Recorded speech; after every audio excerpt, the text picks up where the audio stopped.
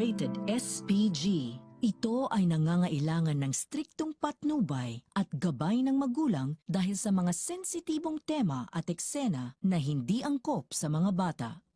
Mukhang mapapaniwala na ni Edwin ang kapulisan na hindi niya talaga nakita ang lider ng sindikato na nagmamay-ari ng mga drogang nasabat ng kapulisan dahil kahit anong gawin sa kanya ay hindi niya talaga ikinanta si Ramon. Batid niya kasi na mas malaking problema ito at baka madamay ang kanyang pamilya. Samantala, kampanteng-kampante naman si Olga na magagawa niya ng paraan na mapalayas din si Mokang sa mansyon dahil konting sulsul niya lang kay Ramon at sa kanyang papak si Don Julio ay tiyak na isusunod din ito ni Ramon sa kanyang mga magulang. Habang si Mokang naman ay labis-labis na ang pagsisisi dahil sa kanyang mga natuklasan tungkol sa kanyang napangasawa. Kaya naman sinabi niya sa kanyang sarili na sanay noon pa lang ay tinanggap na niya ang pagmamahal ni Tanggol at ngayon niya palang napagtanto na yun pala ang tunay na pagmamahal. Maya-maya pa ay muling dadalawin ni Ramon si Mokang sa kwarto at sa pagkakataong ito ay medyo kalmado na si Ramon. Agad siyang hihingi ng tawad kay Mokang dahil sa kanyang mga nasabi at nagawa, ngunit nangyari na ang lahat at hindi na mababago ang mga nalaman ni Mokang. Sinabi ni Mokang na hindi niya mapapatawad si Ramon dahil sa ginawa nito at kinamumuhian niya ito ng husto. Kung alam niya lang umano na nagpakasal siya sa isang demonyong kagaya ni Ramon ay sana'y hindi na siya pumayag sa lahat ng kasinungalingan na ipinakita ni Ramon. Dagdag pa ni Mokang na gagawin niya ang lahat upang makatakas sa mansyon at pag nangyari yon ay hindi na siya babalik kay Ramon. Kung kaya't muling sisiklab sa galit si Ramon at mapagbubuhatan niyang muli ng kamay si Mokang. Sinabi ni Ramon na totoo ang pagmamahal na ipinakita niya at hindi siya makakapayag na mawala sa kanya si Mokang at sisiguraduhin niya umanong hindi na ito makakalabas pa ng mansyon. Nangain namin ni Mokang na sana umano'y tinanggap niya na lang ang pagmamahal noon ni Tanggol na siyang ikinagulat ni Ramon.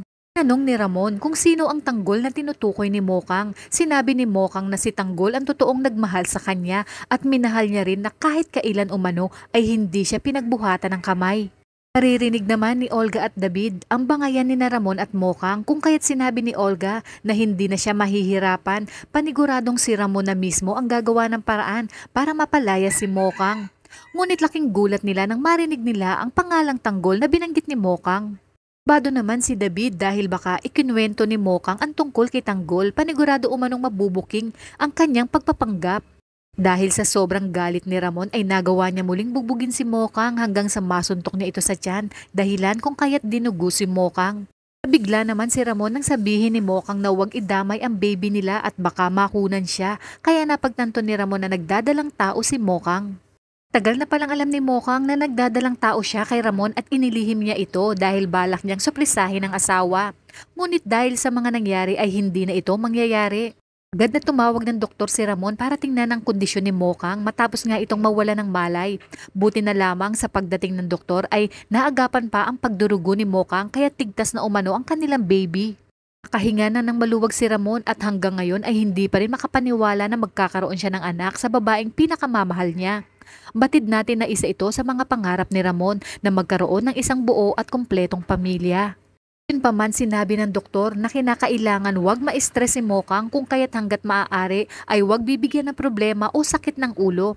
At dahil dito ay biglang magbabago ang ihip ng hangin na nagkamalay na si Mokang ay humingi muli ng tawad si Ramon at nangako na hindi na muling sasaktan si Mokang. Agad ring ipinag-utos ni Ramon na pabalikin ang mga magulang ni Mokang at maging si Edwin ay palabasin ng kulungan. Kaya naman dito nagliyab sa galit si Olga dahil buong akala niya wala ng tinik sa kanyang lalamunan. Yun pala ay madadagdagan pa ng bagong miyembro na siyang magiging kahati sa kayamanan ng mga Montenegro. Inyong palagay mapapatawad kaya ni Mokang si Ramon alang-alang sa kanilang magiging anak?